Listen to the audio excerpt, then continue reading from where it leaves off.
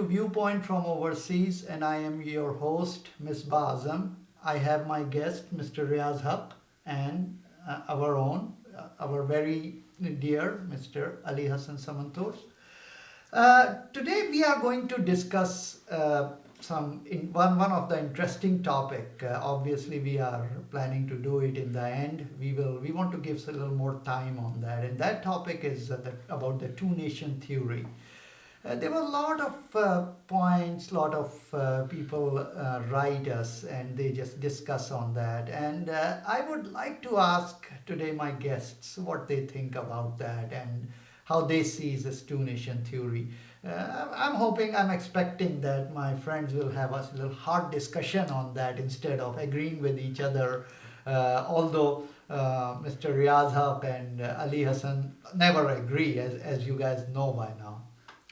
However, we are going to start our show with talking a little bit of a Thanksgiving holidays, and I will ask my friends to explain it to the people outside United States and Canada that what is this Thanksgiving all about? I mean, what people do, why people do, and how people celebrate, and obviously we'll ask how they celebrate it. After that, we will talk recent developments in the transition team of President-elect Donald Trump, and the new issues are rising. One is his nominations, new nominations. Besides, there is now a talk going on that Secretary Clinton vote lead is getting closer to 2 million votes. Higher than Mr. Trump.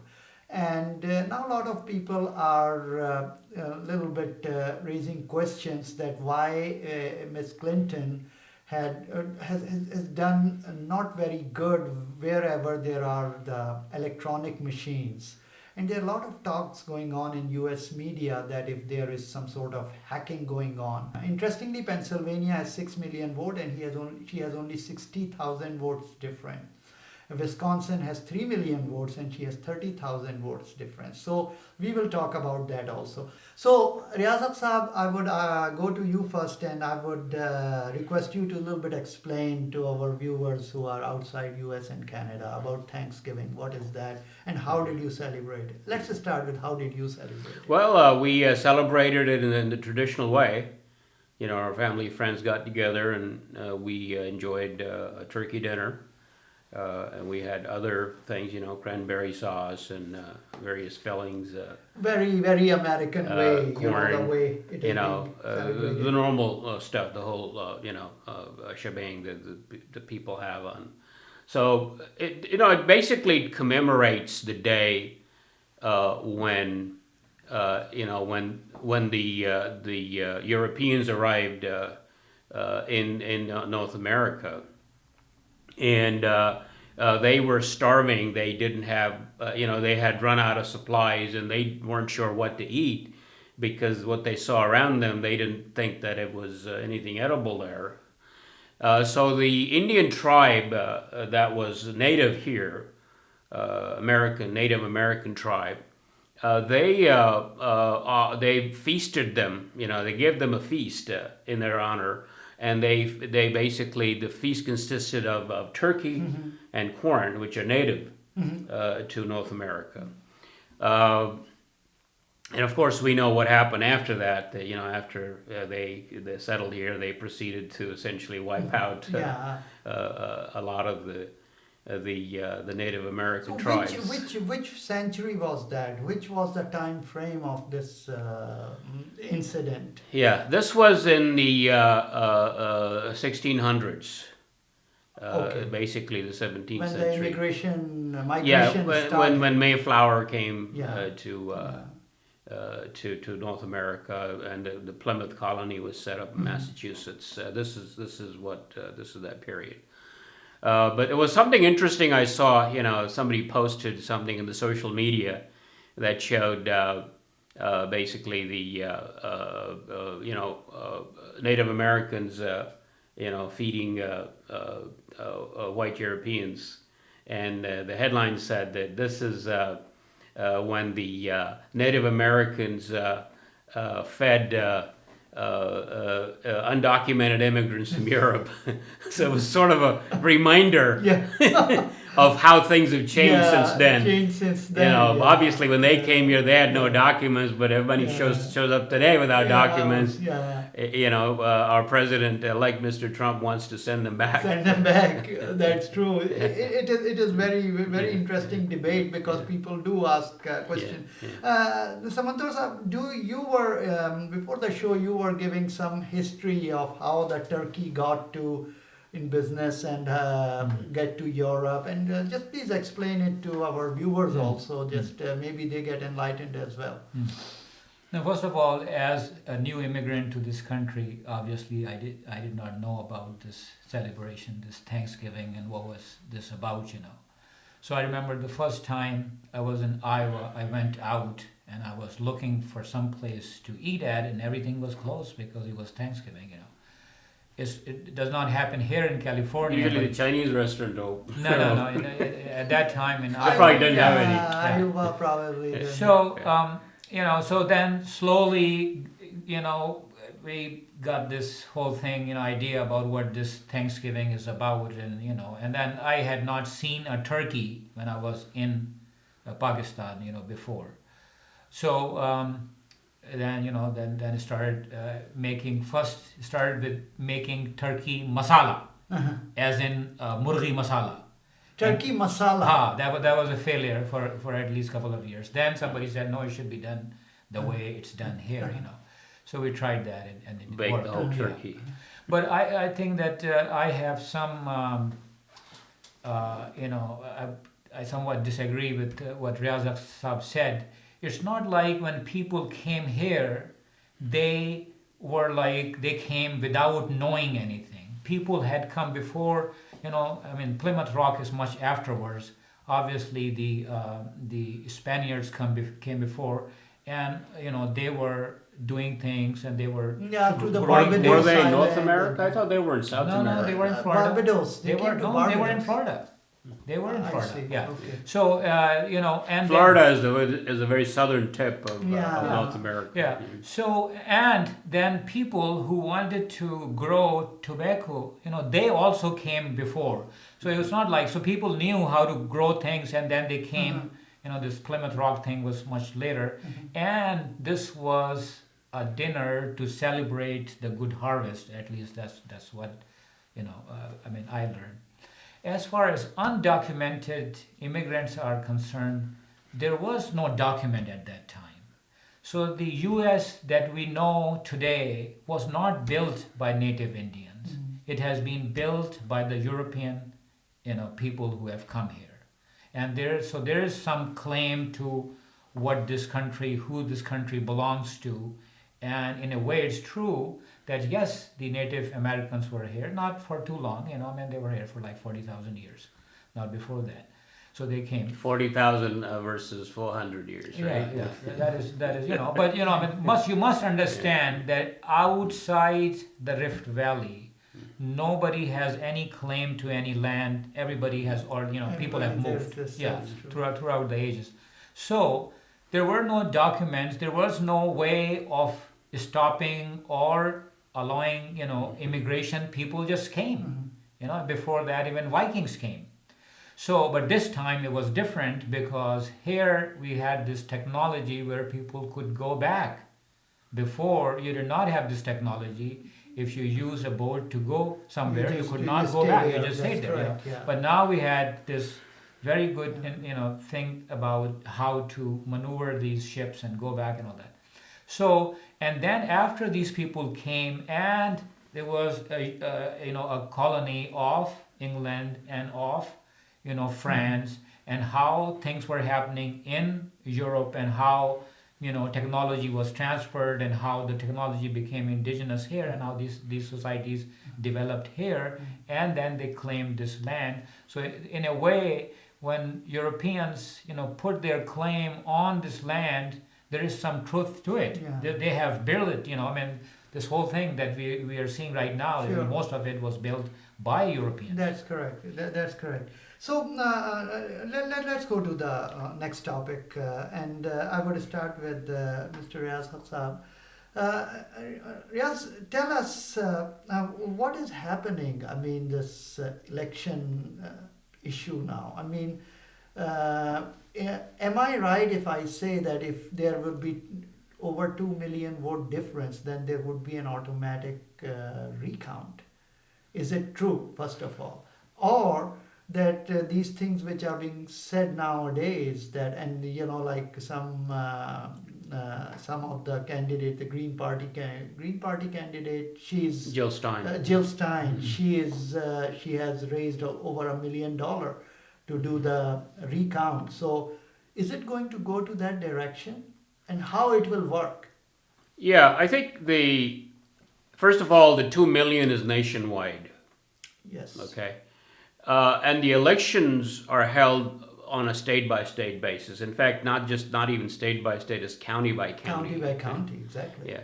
And the rules about recounting are basically by state. I see. So I think the rule is something like if there is a less than 1%, and it varies from state to state, difference between two candidates, then there is an automatic recount. Recount. Yeah. I see. Okay. So I think the difference here might be just close to that edge, Yes. where it's not triggered automatically. Yeah. So, and there is a date by which each of these states are going to certify their results. For example, the date in Wisconsin, I think, was today. Mm-hmm. Pennsylvania was today, that they had to file a recount request before that deadline. And then I think the date in probably Wisconsin is like Monday, and Michigan is Monday. So these dates are coming up.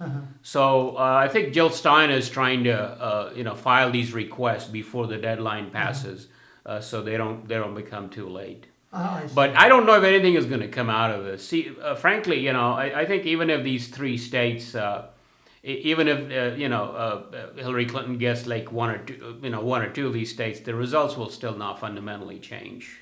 I see. No, because see, the main issue is that in both states, in Wisconsin and Pennsylvania, there is a 1% difference. Even in Michigan.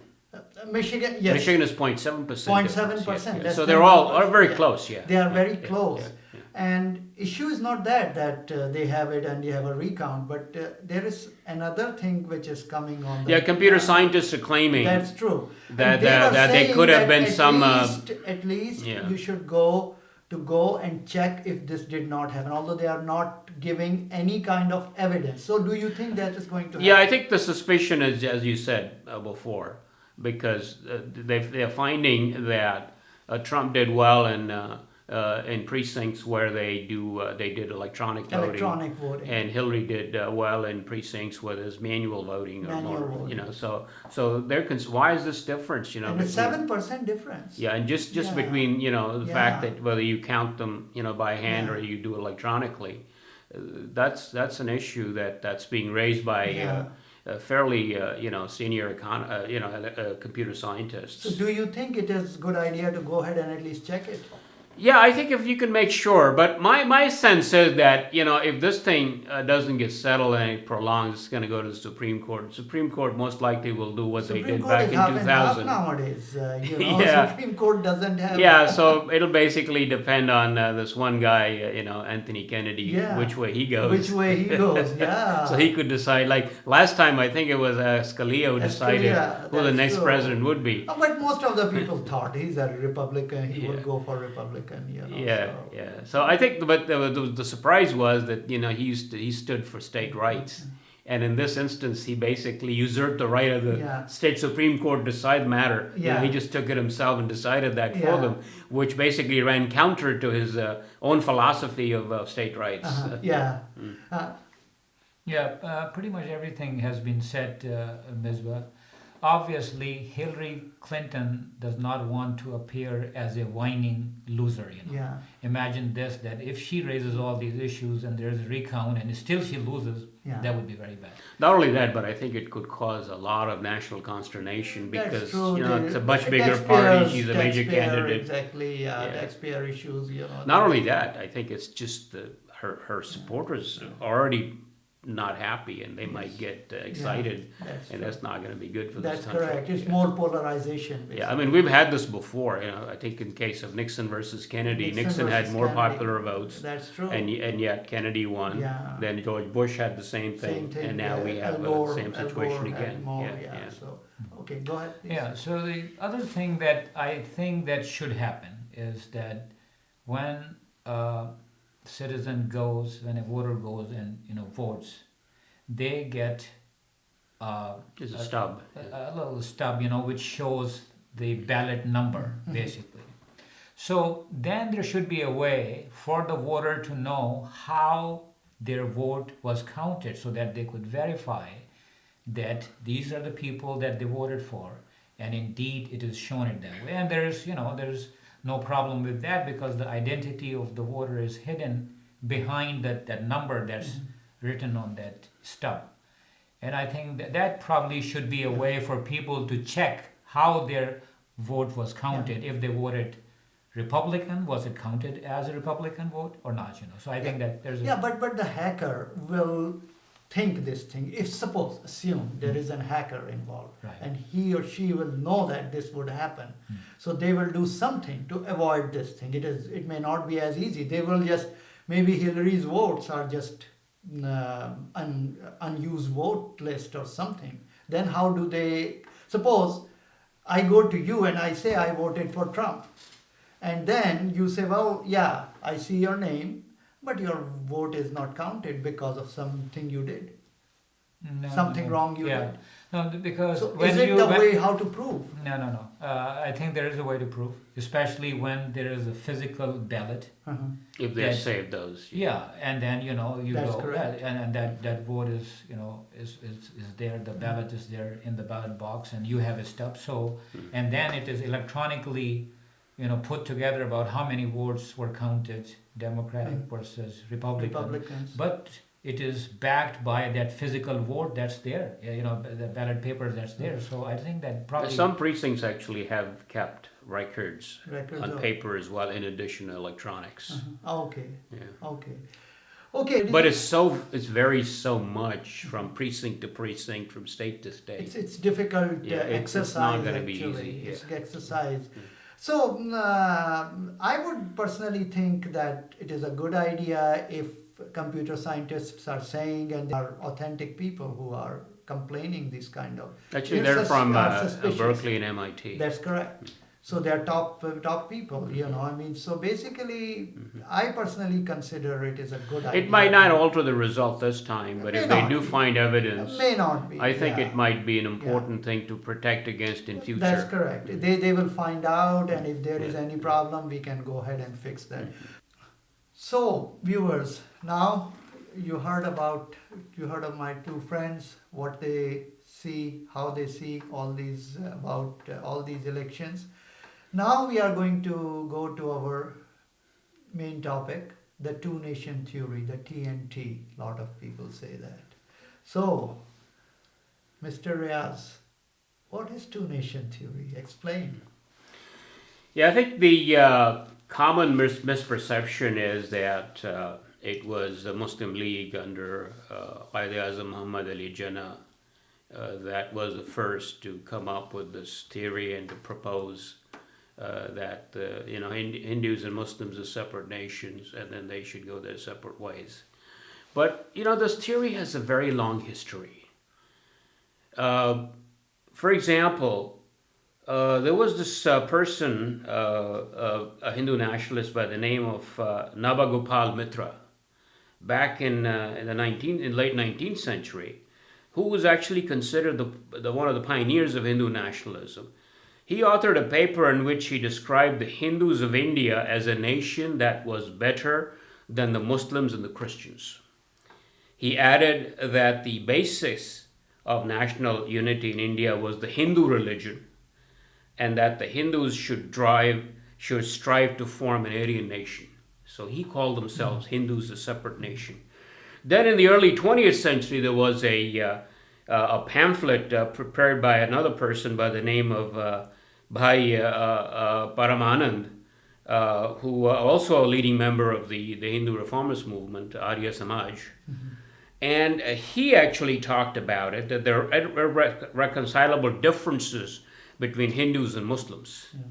And in fact, he argued in his autobiography, My Life, in 1908, he called for an exchange and settling of Hindu and Muslim populations in different geographical areas of India.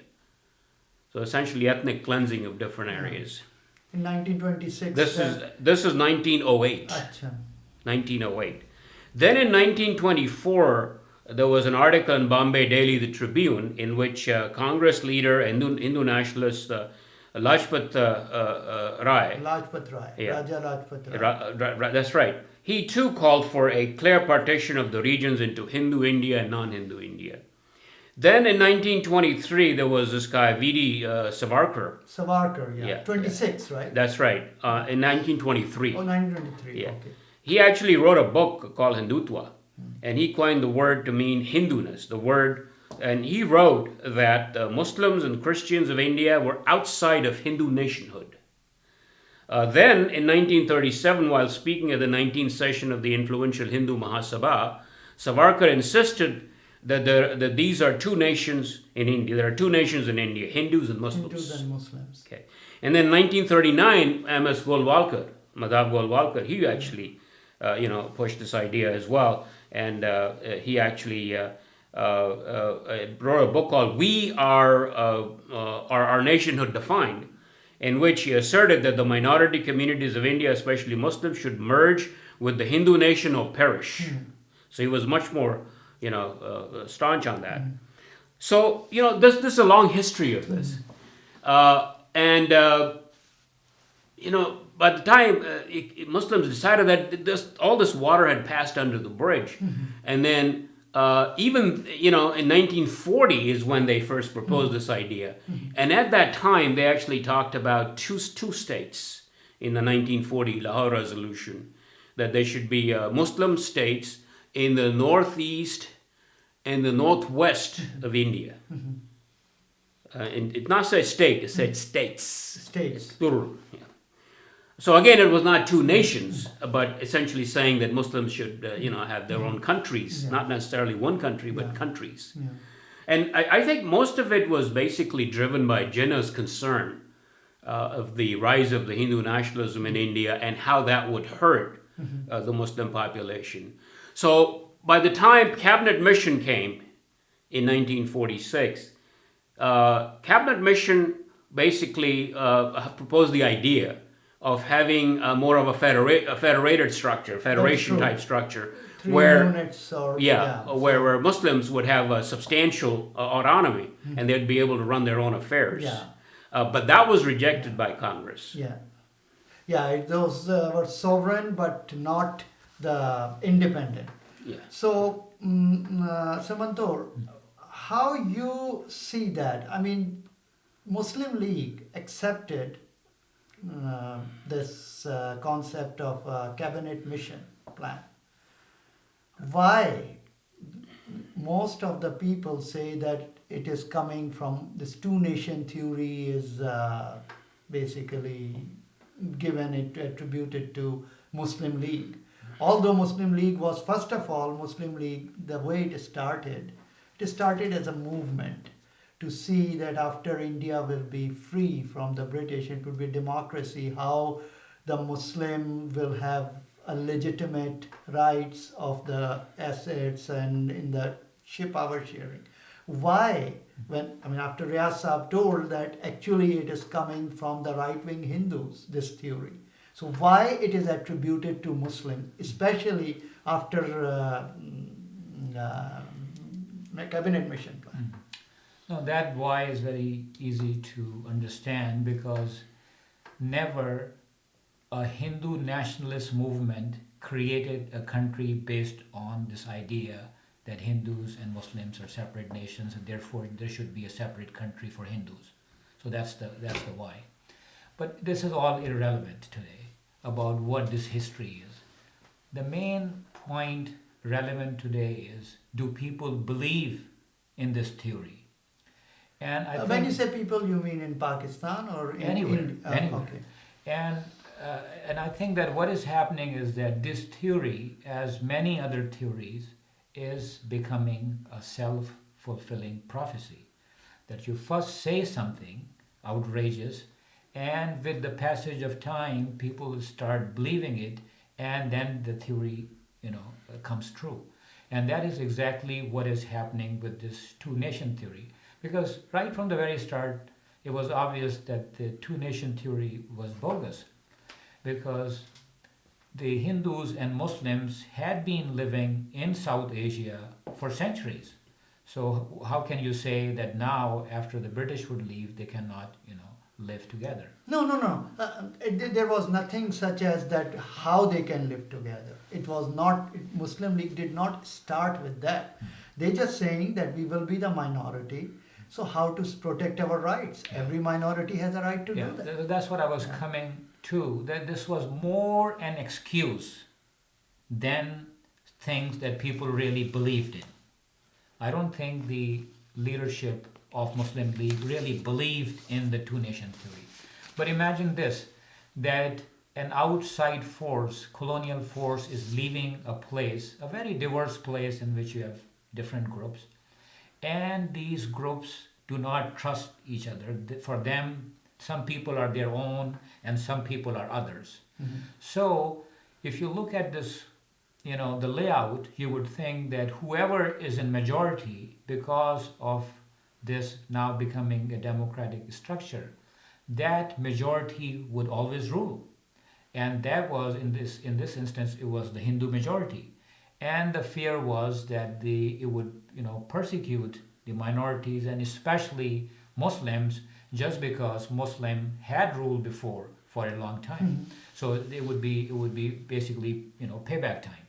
And, so this was more like an excuse to get out of that thing. But I think that the excuse did not have to be that severe. It could be something, just like that no, we do not trust that a country, this big a country with such diverse people, can be run on democratic principles. So we think that it should be, divided into smaller countries. Now what is happening now is that some people in Pakistan believe that two-nation theory is the foundation of the country of Pakistan, Mm-hmm. which is absolutely not true, because maybe it was the foundation of the country that was created in 1947. The country which exists today was not created in 1947, it was created in 1971. And it is a completely different country than what it was before in 1947. Because half part is gone. Yeah, already. it is. That's The true. majority is gone. Yes, majority. The majority is gone, so they walked away from this thing. So it was realized that it is not enough to smoothly run a country based only on the kinship of religion. That there has to be justice in the society. There has to be, power should be shared with everybody. So since that was not happening, so it came to surface that things are much deeper than just saying, no, these people are different, and since we are all together, we share this kind of thing, so we can all live peacefully together as a country. That's not good enough. So as far as does Pakistan need the two-nation theory as its foundation? It does not. Why? Because Bangladesh does not need a two-nation theory to exist, and it is existing.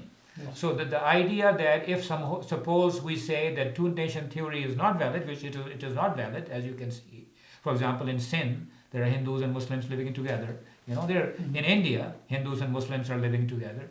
So if you think that somehow if we don't adhere to this theory, then the whole cause of this justification of the existence of Pakistan goes away, that's not true.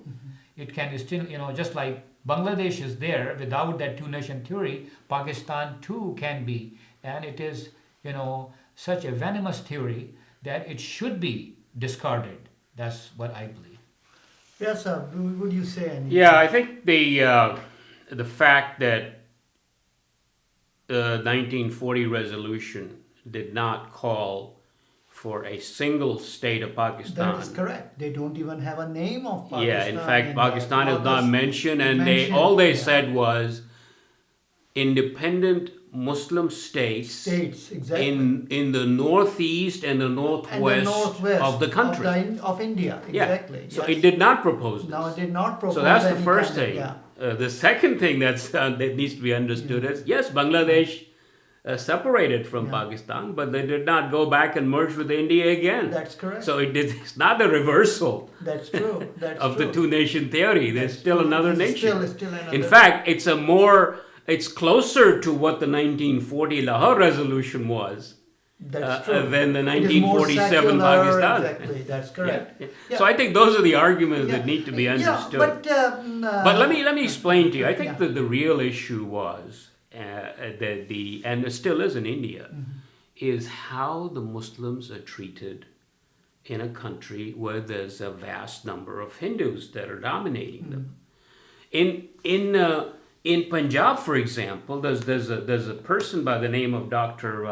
Kirpal Singh, who has written a book called The Partition of Punjab. It was published in 1972. If you read that book, you see how deprived and how backward Muslims were in Punjab before partition. I mean, he's got data like this. In Punjab, 2/3 of the land holdings and 99% of the bank deposits of rupees 100 crore were held by Hindus and Sikhs, according to the British archives that Dr. Kirpal Singh reviewed. Yeah. So, and the same was education. You know, out of 3 out of 16 colleges in Lahore were run by Muslims. Of the 15 professional colleges, excluding 3 run by the government, all were run by non-Muslims. 12 hospitals were operated by non. So it was completely dominated. In fact, Lahore was essentially a Hindu city. Hindu city. Hindu and Sikh city. Not Muslims actually had very little, say in how things were done there. It was similar in Sindh. Sindh was pretty bad too. There's the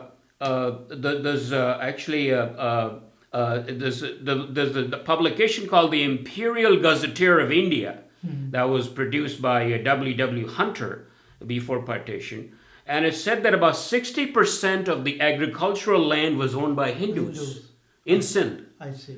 The rest of the land was owned by big and small Muslim landowners, but they were almost always in debt to the Hindu moneylenders,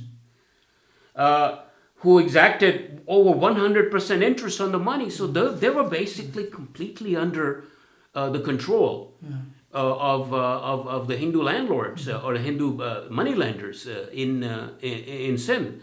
So the creation of Pakistan actually became a kind of a blessing for these people. They were able to rid themselves of the overall the great power that they were being held under, and they were able to flourish as a result of it. Yeah. Now, so we have 2 more minutes. Ali, you want to add something? I think that pretty much everything has been said. As far as two-nation theory is concerned today, it basically comes down to every individual. So there are people who believe in it, and there's no way for me to stop them from believing in it. For example, you can go to different places in India, in the urban centers in India, and there are housing communities where most of the people are Hindus, and they don't let Muslims come and take a house or a flat there. So that means that two-nation theory exists in the minds of those people. And similarly, it's true for some of the people here in Pakistan. So it is not a theory which is accepted by all, but it is definitely accepted by some. So whereas I can say that I don't believe in two-nation theory, I can also say that I still understand that a lot of people believe in it. And obviously I'm not going to kill them. I think that I will try to convince them to not believe in it, but the reality is that there are people who are believing in it today. So reality is that people believing in that today, ladies and gentlemen. Actually, what's happening in India today with the rise of Modi and Hindu nationalism is basically confirmation of the greatest fears that Jinnah had. That's true. The self-fulfilling prophecy part of it, that it is becoming self-fulfilling. So, ladies and gentlemen, you heard my guests, they talk about the two-nation theory. After Pakistan, after the partition, Jinnah first he kind of, in one ways, he denied this two-nation theory when he accepted the. Actually, religion was brought into the debate by Gandhi, not Jinnah. That is correct, but that In fact, was, his entire language yeah, was all Hindu Hindu. That's true, language. and Nasir that- Najari has written a very interesting book about it. Yeah, He talks about it. in yeah.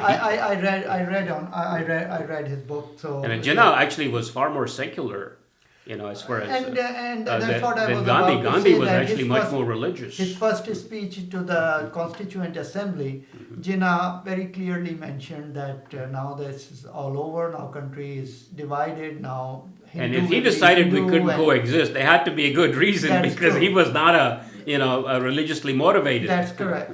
That's correct. However, there is some of his speeches later on which is being used by a lot of supporters of this two-nation theory inside Pakistan, where he did use religion as kind of uniting factor. That could be his political. Yeah, but I think he was mistake or talking anything. about Yeah. the state of Medina. He actually mentioned that. That is And the true. state of Medina, the constitution of that They are was very. very secular, very secular. Yeah, in fact, it was very Because tolerant. Ansars They were said that there, all the people that lived in That's Medina true. at the time, and they were different religions, different tribes. That's correct. And they said they're all part of the Ummah. That's what true. the Constitution That's said. true. And that if any one of them was Yeah. under attack, the rest of them would come to their aid. Yeah, come So to their- Misaq yeah, Medina, yeah. if you look at it, It it is was a one very of the most inclusive secular and and tolerant inclusive, kind of a that's correct. document that That's included correct. everybody, Yeah. not just Muslims. That's correct. Protection Yeah. for all. Yeah. So you heard all these arguments, and then we will be talking about it if more questions would be risen on that. So that was all I have. So thank you, Mr. Riaz Haq Sahab and Ali Samantor Sahab. So this is our show for today. Keep watching Viewpoint from Overseas.